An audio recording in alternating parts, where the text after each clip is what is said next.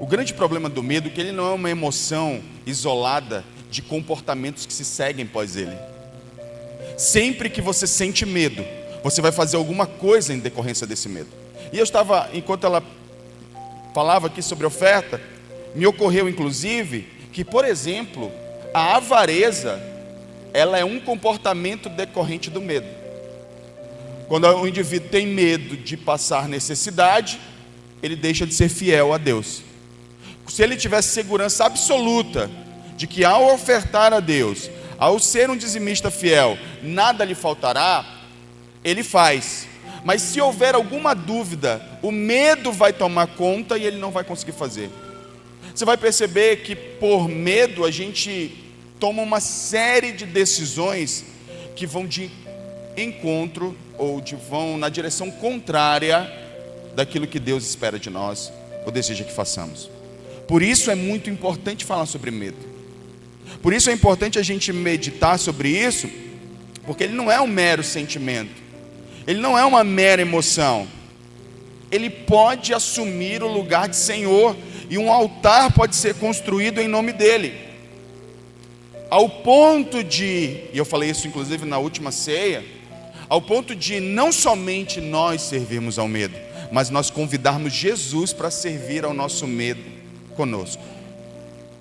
Como é que isso acontece? Isso vai acontecer quando todas as minhas orações, elas são em torno de Jesus fazer alguma coisa em meu favor, para eliminar o medo que há em mim.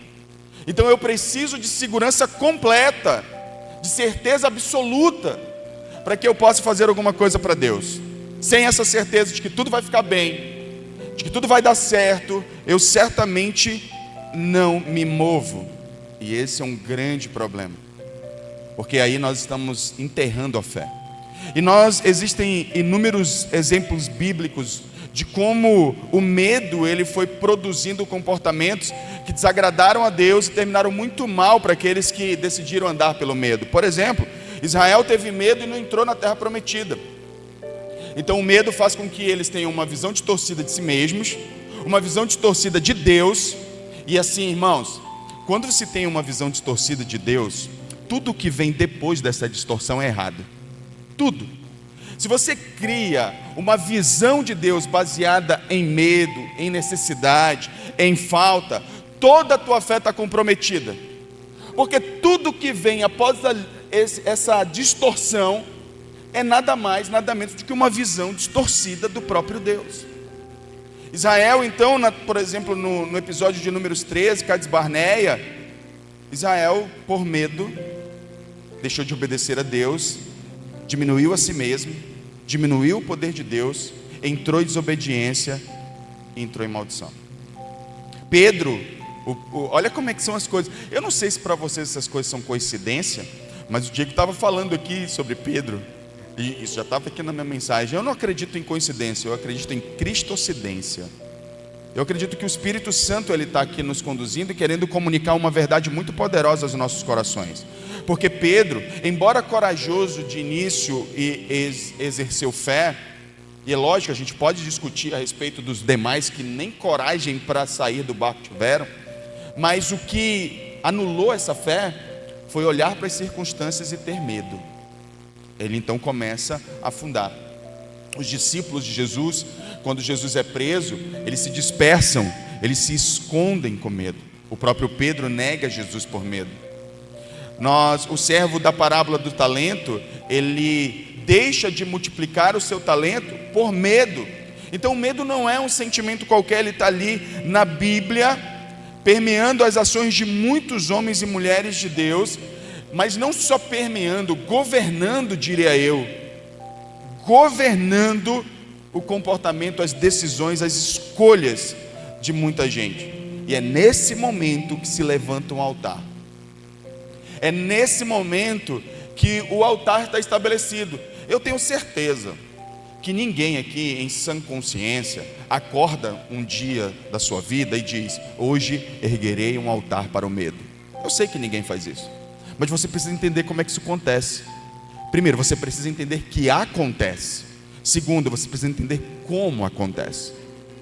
E isso vai acontecer de uma maneira que nós possamos estar desapercebidos dos impactos disso na nossa vida.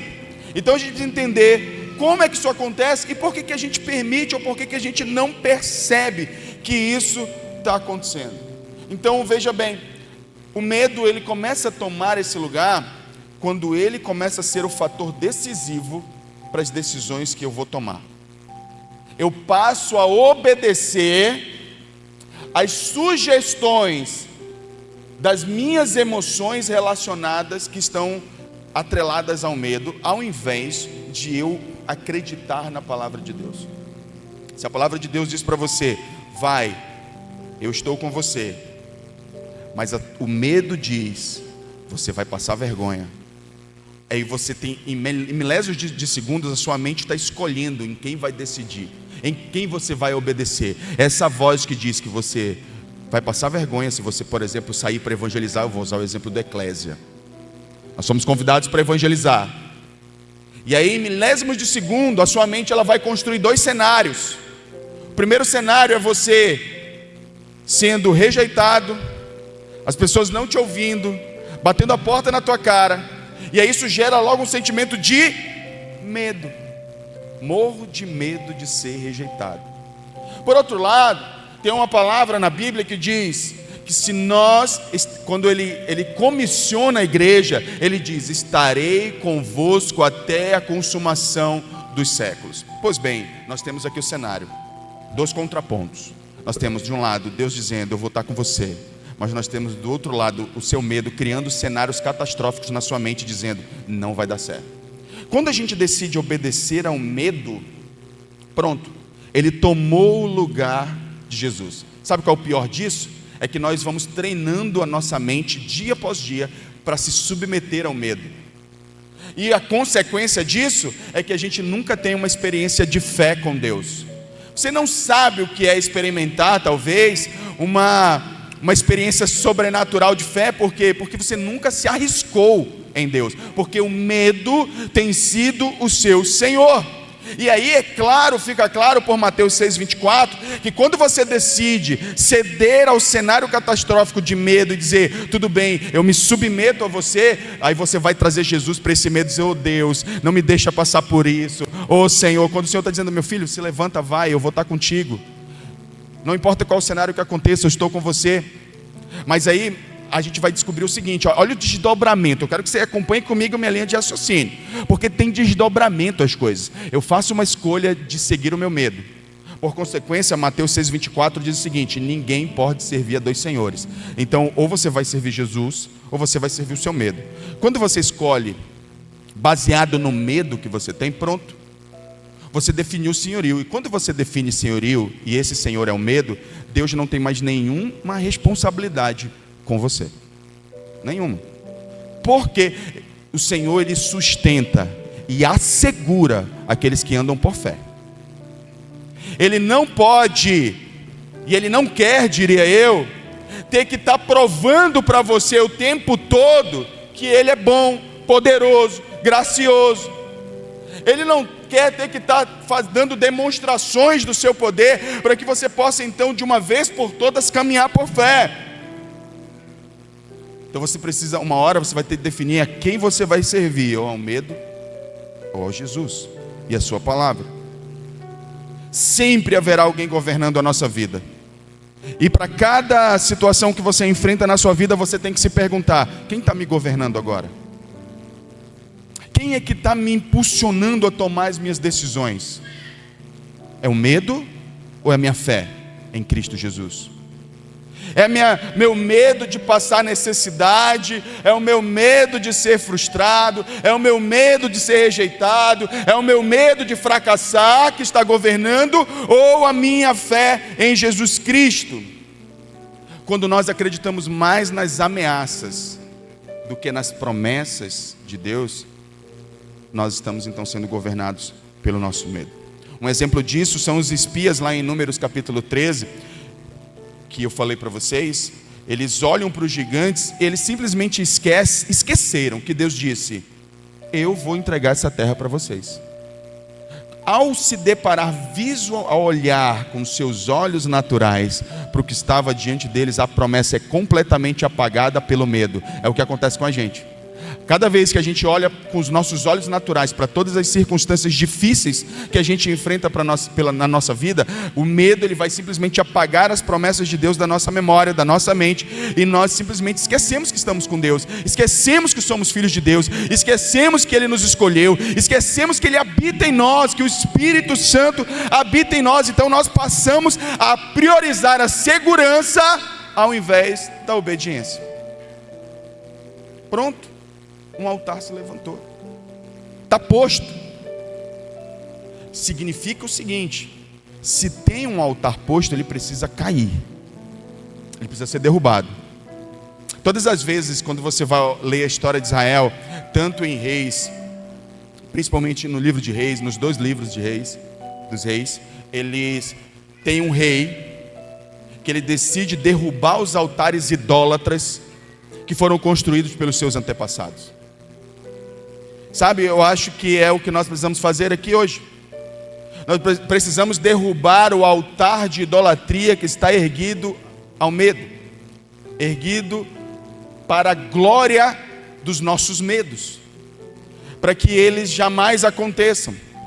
Então muitas pessoas sabem o que ouviu de Deus, sabem o que Deus espera de você, sabe que você tem que perdoar, sabe que você tem que servir, você sabe que você tem que liderar, você sabe que você tem que evangelizar, você sabe que você tem que ser fiel, você sabe. Entretanto, por conta do medo, não fazem. E não fazem não é porque não sabem, não fazem porque lhes falta fé e coragem. Quando Deus te chama para fazer alguma coisa, você sabe o que você sabe fazer. Você sabe que você tem talento para isso. Mas você não faz porque você tem medo. Porque quem define as coisas na tua vida não é Deus, nem a sua palavra. É o seu medo. É o quanto de medo você tem. Seu medo diz para você: e se der errado? E se ninguém me ouvir? Eu sei o que é isso, tá? Acho que o pastor Renan, numa ocasião, pregava sobre isso, que ter medo faz parte. Todos nós sentimos medo, mas como a gente vê em Gênesis, o problema é quando o medo ele é tão forte ao ponto de controlar o comportamento, e a gente fica com medo, né? Eu lembro quando eu fui assumir minha primeira célula, eu relutei muito, é verdade. Eu era novo convertido, então eu tinha medo como qualquer um aqui. E os meus questionamentos com Deus eram exatamente esses: e se ninguém me ouvir? Quem vai me ouvir? Por que vão parar para me ouvir? O que eu tenho para dizer para as pessoas? Eu não nasci para isso. E as minhas indagações eram essas, vez após vez. E Deus dizendo: eu te escolhi. E eu morrendo de medo. Meu pastor dizia, que era meu líder na época, o pastor Abidinei, ele dizia assim: Deus te escolheu, vai. Você vai assumir. Eu dizia: eu não vou. Você vai, eu não vou. No final das contas eu cedi. Eu disse: tudo bem. Eu lembro de fazer uma oração para Deus, muito da sua ousada, eu acho assim. Eu disse: Deus, é o seguinte, tudo bem, o senhor quer que eu assuma? Eu vou assumir, mas se der errado a culpa é sua, porque o senhor está dizendo que a obra é sua, que é o senhor que faz a obra, e eu nem querer eu quero, mas o senhor quer que eu faça, e eu vou lhe obedecer. E assumi a célula. Do tempo que eu assumi a célula até eu me tornar líder de jovens na época, a célula era uma rede de célula chamada Rede Eu Sou. Acho que ainda tem membros dessa célula aqui. Tem algum membro da antiga Rede Eu Sou aí? Levanta a mão. Está ali, ainda tem as mãos ali atrás. E ela terminou com 40 pessoas. 40 pessoas. A partir daquele tempo eu entendi, cara, não tem a ver, não diz respeito, não é sobre mim, não tem a ver com as minhas habilidades, tem a ver com quem é meu Senhor. Então, quando o medo ele se torna critério de decisão, isso significa dizer que ele tomou lugar. É muito importante você fazer essa pergunta para você agora, nesse exato momento: quais decisões da sua vida o medo está escolhendo por você? Responda essa pergunta. Quais as decisões que você já deveria ter tomado, que o Espírito Santo vem te falando?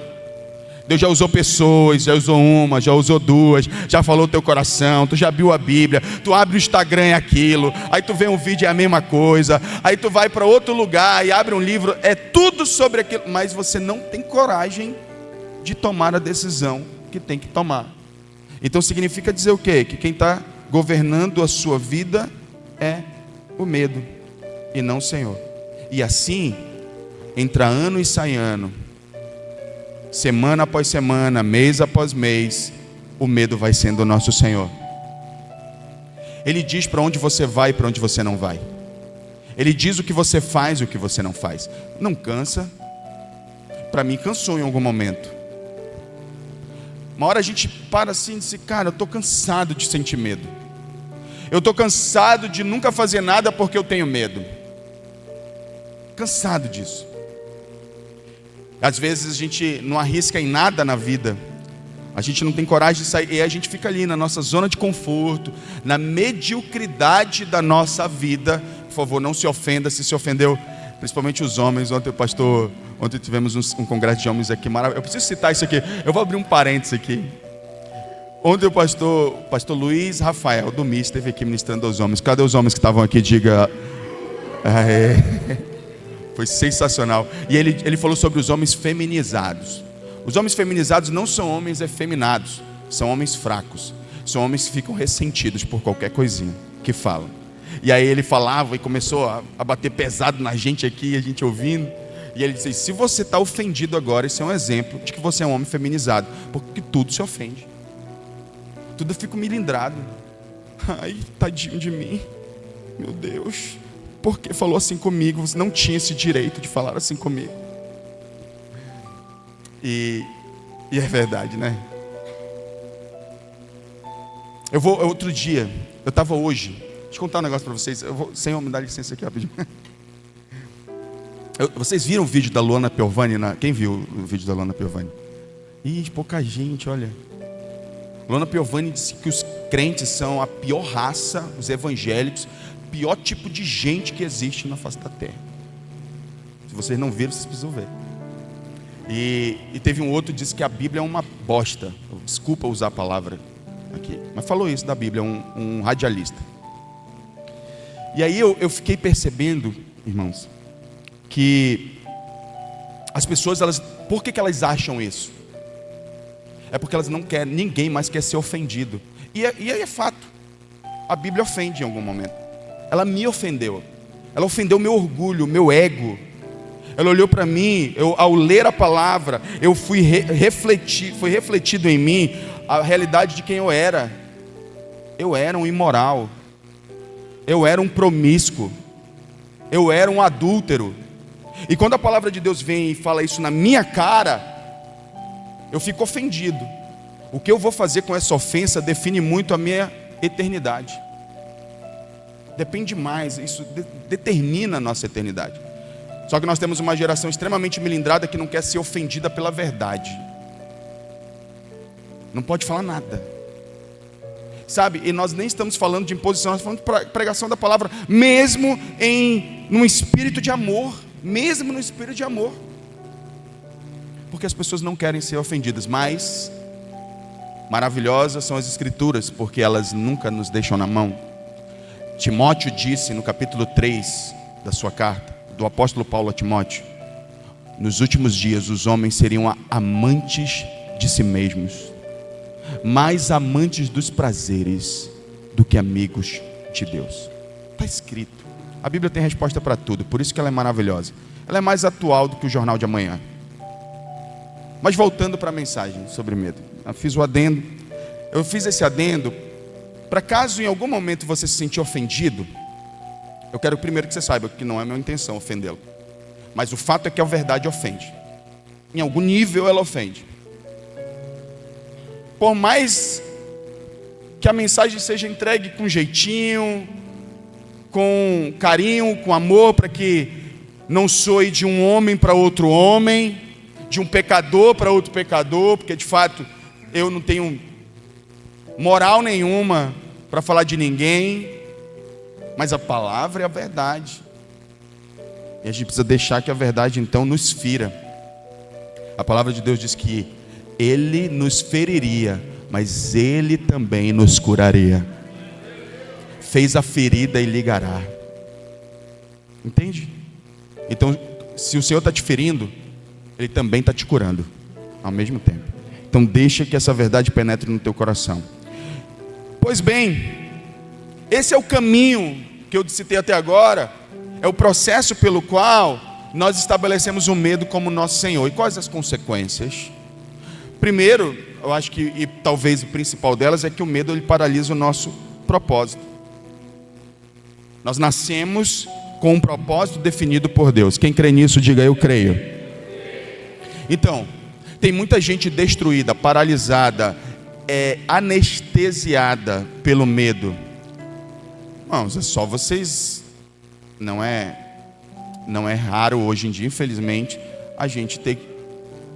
Muitas vezes a gente tem que estar confessando as nossas ansiedades uns para os outros, né? Dizendo, hoje a ansiedade bateu assim no nível... Porque a ansiedade é o quê? É um produto do medo. Dos nossos medos. Do medo do futuro. Do medo das coisas não darem certo. A gente fica projetando o futuro catastroficamente. E é engraçado, para não dizer outra coisa, que a gente sempre projeta um futuro que nos dá medo, porque esse futuro Deus não está lá.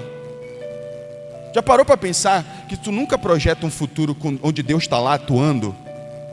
No teu futuro que você projeta, que te gera ansiedade, que te gera medo, tudo acontece lá, menos Deus agir.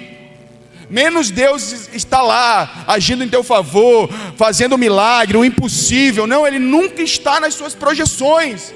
Você acha que se à toa? Isso é um produto de Satanás na sua mente. Porque, como filhos de Deus, eu aprendi a fazer esse exercício. Toda vez que eu projeto um futuro catastrófico, eu lembrei, peraí, esse futuro que eu estou projetando, Deus não está. Vou colocar Deus agora nesse futuro. Quando eu coloco Deus nesse futuro, toda a minha perspectiva muda. Porque, meu medo é, eu vou ficar doente. Aí eu lembro, eu tenho um Deus que cura. Pronto, acabou. Acabou. Tudo aquilo que estava me paralisando, me amedrontando, abatendo meu ânimo, fazendo com que eu ficasse completamente desanimado. Quando eu coloco Deus lá, muda toda a circunstância. Muda tudo. Muda toda a minha perspectiva, consequentemente muda as minhas emoções. Eu me sinto então revigorado pela minha fé. E é assim que a gente precisa fazer. Mas muitas vezes nós enterramos nossos sonhos, enterramos nossos projetos, adiamos o nosso chamado, escondemos os nossos dons e não iniciamos o nosso ministério. Por quê? Porque temos medo. Medo sendo Senhor, medo enfraquecendo a fé, medo pegando a fé e suprimindo ela até que ela desapareça da nossa vida. A fé olha para Deus, o medo ele olha para o problema. Você tem olhado para onde? Onde os seus olhos têm estado? Para o que você tem olhado? Eu vou correr. O medo, e aí para mim esse é o ponto principal dessa mensagem hoje. É que o medo ele abre portas para outras prisões. Como eu comecei falando. O medo ele abre porta para a ansiedade, para o controle excessivo. Ele abre porta para procrastinação, você fica deixando as coisas sempre para amanhã, sempre para amanhã, sempre para depois. Abre porta para o desânimo. Abre porta para a insegurança, para a incredulidade. O medo ele nunca vem sozinho. Ele vem acompanhado de alguns parceiros muito destruidores. E normalmente eles estão roubando a nossa paz, roubando a nossa fé. E quando a nossa paz vai embora, meu irmão, outras coisas vão ocupar o lugar dessa paz. E nós precisamos hoje tomar uma decisão. O Diego também falou sobre intimidade com Deus. Eu estou pegando a fala do Diego, de todo mundo que subiu aqui no altar, pelo seguinte: eu acredito que há alinhamento no que Deus está falando. Porque medo rouba a sua intimidade com Deus. Porque cada vez que Adão, quando ouve a voz de Deus que está se aproximando, ele faz o quê? Ele se esconde. Então é exatamente o que a gente faz. A gente se esconde da vontade de Deus. E à medida que a gente se esconde de Deus, da sua presença, a gente ora menos, a gente busca menos, a gente se afasta do Senhor e da sua vontade, a gente se sente incapaz, a gente evita a presença de Deus, porque a gente sabe que lá na presença de Deus a gente vai ser desafiado a andar pela vontade dEle. Então a gente começa a correr disso, a gente começa a se distanciar de Deus, por conta do medo. Isso não acontece da noite para o dia não, isso é um processo gradativo. Mas nós temos que vencer o medo. E para finalizar, eu já peço para os irmãos do louvor subirem aqui, em nome de Jesus. Já estão aqui, né? Então só os que não estiverem podem subir. A Bíblia nunca diz que nós não vamos ter medo, mas ela nos ensina como reconhecer, como vencer o medo, como derrubar o altar. Como derrubar o altar? Primeiro, reconheça que tem um altar levantado. Reconheça que quem define os critérios de decisão que você tem estão baseados em medo, não em fé. Então não adianta, não há mudança. Você não sai do lugar que você não reconhece estar. Você não sai. Para que você possa sair de um lugar e possa ser conduzido para um outro, você precisa reconhecer que está nesse lugar. Então é preciso que você identifique onde Ele está governando na tua vida e reconheça isso. Responda algumas perguntas simples do tipo assim, o que você deixou de fazer por medo? Que decisão você está adiando por conta do medo? Do que você está se escondendo? O que você tem evitado na sua vida por conta de medo? Eu não faço isso, não faço aquilo, não faço aquilo outro por conta do medo. O que Deus já te mandou fazer e você não está fazendo? É aí que o medo está governando. Ao descobrir aonde substitua. E aqui é um ponto importante. Vocês sabiam que o sacrifício de Jesus, ele é chamado de sacrifício vicário. O que é um sacrifício vicário? É um sacrifício substitutivo. Significa que ele tomou o meu lugar e tomou o seu lugar. Aquela cruz não era dele, aquela cruz era nossa. E ele então tomou o nosso lugar. E tudo no reino de Deus é assim, é vicário. Precisa de substituição. Portanto, se o medo estava controlando e havia um engano na tua mente que definia como você agia, você precisa tomar posse de uma verdade oposta daquela que o medo está te sugerindo, para que você consiga andar no centro da vontade de Deus. Por exemplo, a palavra de Deus diz: porque Deus não nos deu espírito de medo, mas de poder, de amor e de moderação. Pronto. Todas as vezes que você sentir medo, se você declarar essa palavra, você vai entender que quem habita em você é o oposto daquilo que está sendo sugerido na tua mente. Um outro exemplo disso é: obedeça mesmo com medo, porque coragem não é ausência de medo. E eu sempre digo que medo é ausência de amor. Por que eu digo isso? Porque em 1 João diz que aquele que experimenta do amor, perfeito amor, lança fora todo medo. Veja que não é a coragem que tira o medo, é o amor que tira o medo. Qualquer amor? Não, obviamente. O amor de Deus tira o medo. Quanto mais amado você descobre que você é por Deus, menos medo você sente. Mais seguro você se sente. Portanto, você tem muito medo porque tem pouca intimidade com Jesus. Se você tiver mais intimidade com Jesus, você vai sentir menos medo, vai se sentir mais confiante. Você vai ter mais fé. Você vai saber que o Senhor está com você.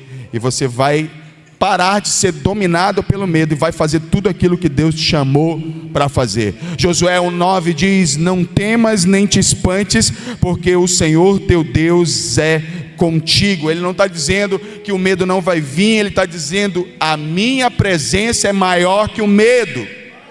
É isso que tem que ser. Isso precisa estar posto no nosso coração. Derrube o altar do medo hoje e levante o altar da fé. Fique de pé, em nome de Jesus.